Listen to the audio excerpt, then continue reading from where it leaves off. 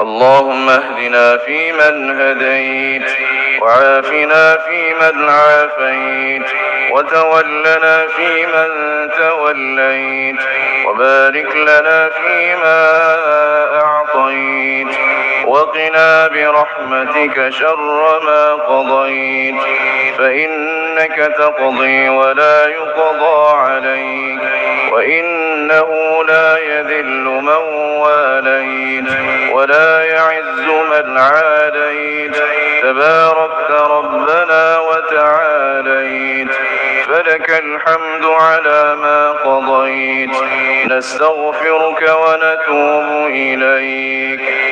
وصلى الله على سيدنا محمد وعلى آله وصحبه وسلم.